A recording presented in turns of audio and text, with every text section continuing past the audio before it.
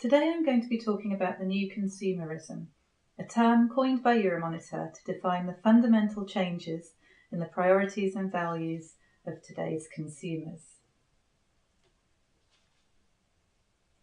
So without further ado, what exactly is the new consumerism? Well, our Global Consumer Trends Survey, which covers major developed and emerging markets, shows that consumers are overwhelmingly prioritising time with loved ones, including themselves, over other pursuits such as career, building wealth, and spending money. What we're finding is that consumers are increasingly asking themselves questions like these. Why own something that I only use sporadically? Why accumulate more belongings when I could be out experiencing life? Why waste natural resources unnecessarily? Why pay for added features that I don't even use?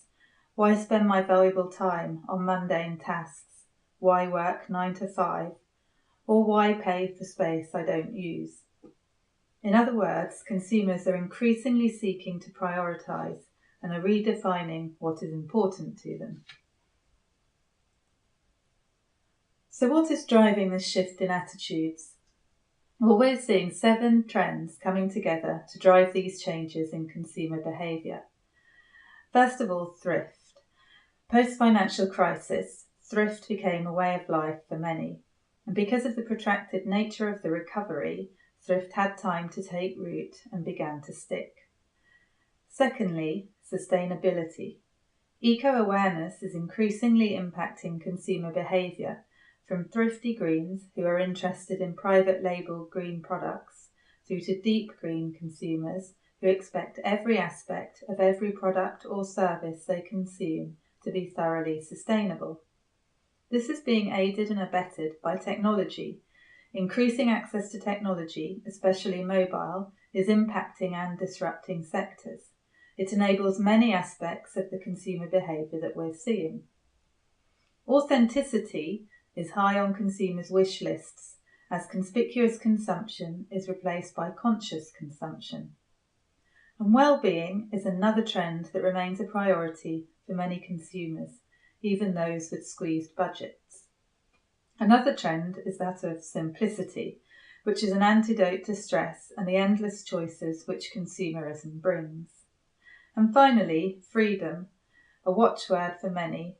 Consumers don't want to be tied down to obligations. Increasingly, they want to have the freedom to decide their own priorities. So we at Euromonitor have termed this shift in behaviour and values the new consumerism. We see this new consumerism at the core of much of today's consumer behaviour. It encompasses the circular economy, frugal innovation, experience over belongings, the gig and sharing economies, space for life, buying time, and consumers who sometimes trade up, but also sometimes trade down. So let's look at the trends combining to shape the new consumer in more detail. The first feature of the new consumerism is the rise of the sharing economy.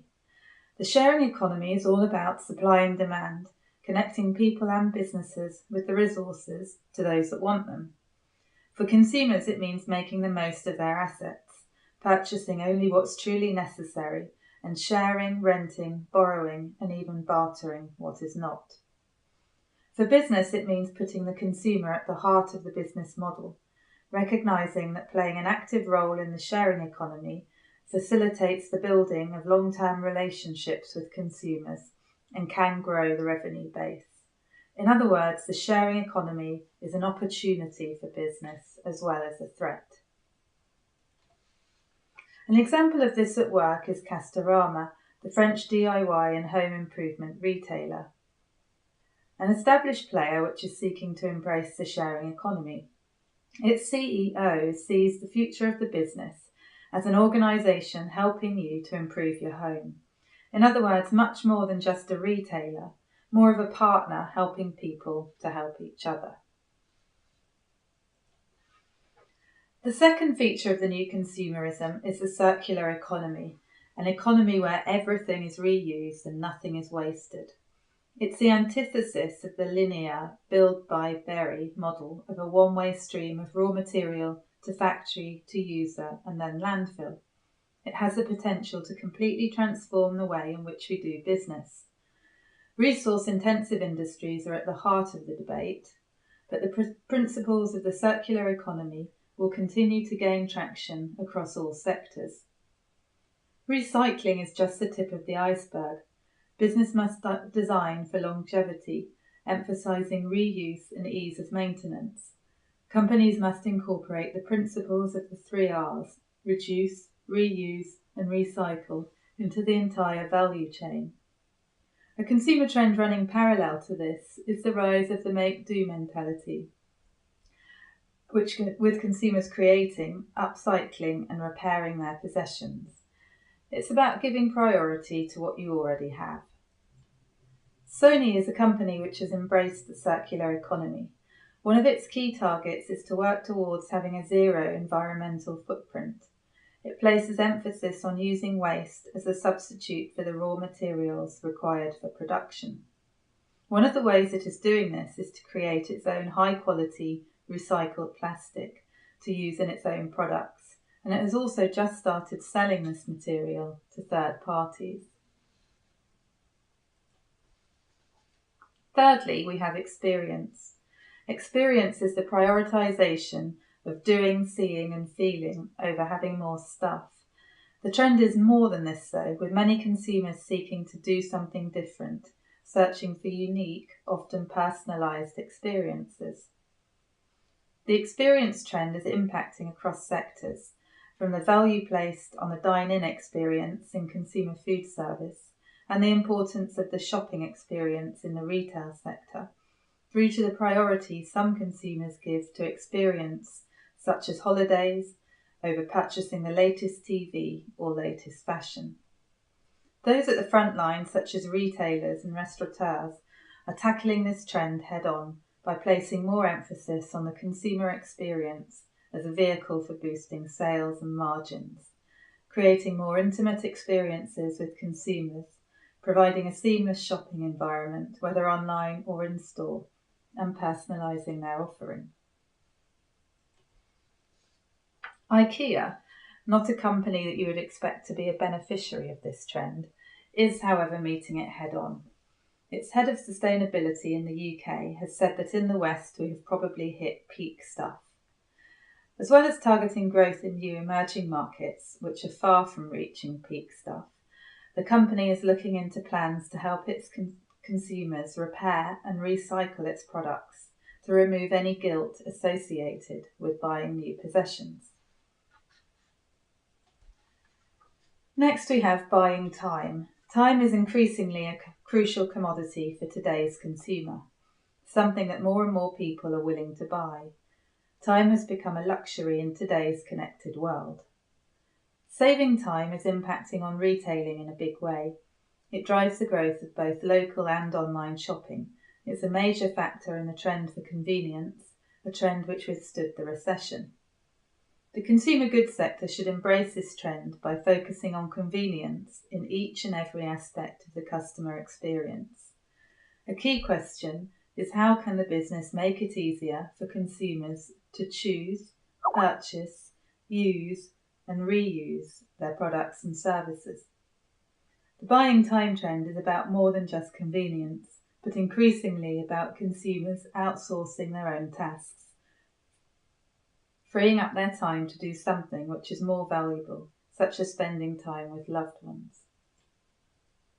The Bimby is a mixer which combines 12 appliances in one, allowing consumers to prepare and cook a meal all in the same appliance. It has been phenomenally successful in southern European countries, such as Portugal, despite the recession and its high price. It comes in at about the same as the average monthly income, and this is because it enables busy working families to eat healthy, home-cooked meals together. The fifth of our 8 trends is trading places, and this sees consumers more willing than ever to compromise in some areas in order to splash out in others. Think of Chinese tourists staying in budget hotels while spending thousands of dollars on a Louis Vuitton handbag. Although the middle was already feeling the pinch, the financial crisis was an important catalyst for the trading up and down phenomenon. Consumers became smarter shoppers, not ashamed to look for bargains, and technology has also contributed to this. Conversely, consumers are also prepared to pay a premium for a brand that offers quality, well-being, authenticity, and uniqueness. One impact is that brands have been stretching vertically, offering various price points to woo those trading up and down, and this applies as much to private label as global brands. Positioning the brand so that consumers prioritise it and are willing to make cuts elsewhere in order to finance it should be a viable tactic. One way to achieve this is to innovate at both ends of the market, help consumers feel that they are not sacrificing quality at the low end and that the premium end deserves its heftier price tag. Waitrose has stretched its private label offering, having several different ranges. Amongst other lines, it has Essential Waitrose at entry-level prices, a Love Life healthy range, and also premium Waitrose One foods, which promote authentic ingredients sourced by their experts who have travelled the globe to find them. Even its entry-level range includes products such as baby avocados, smoked salmon, and tonic water with a twist of lime. Next we have frugal innovation. This signifies eliminating non-essential and often costly features from a product or service. At its heart, frugal innovation is about focusing on customers, observing their core needs and designing products, services, and business models that meet these needs.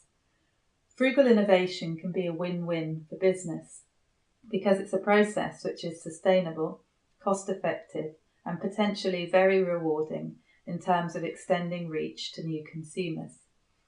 Originally developed in emerging markets or targeted at emerging market consumers, it has increasingly gained traction in developed economies. Chotucool, which is a cheap-to-run and buy refrigerator, which can withstand power outages, is a great example of frugal innovation in action. At first it was targeted at poor rural consumers, and actually it was even designed with their input. But it now has a much wider audience because of its suitability for parties and picnics. Space for life is a trend for smaller living spaces, whether through choice or circumstance, and the drivers of this trend are complex. Demographic trends play a part. There has been a steady increase in single-person households globally, and urbanisation also continues apace. For some, it's a positive choice. Space and location are often a trade-off, and it's seen as a more sustainable way of living and practical for those who are more interested in experience and possessions. For others, though, it's because of financial constraints, and life in a small footprint is less welcome. These consumers struggle with a lack of storage, space away from family members, and even privacy from neighbours. This trend has a far-reaching impact across sectors. Household goods such as decor, appliances, and electronics are the most obviously affected. But FMCG is also impacted. A lack of storage can impact on the frequency of shopping trips and preferences over packaging and size, for instance.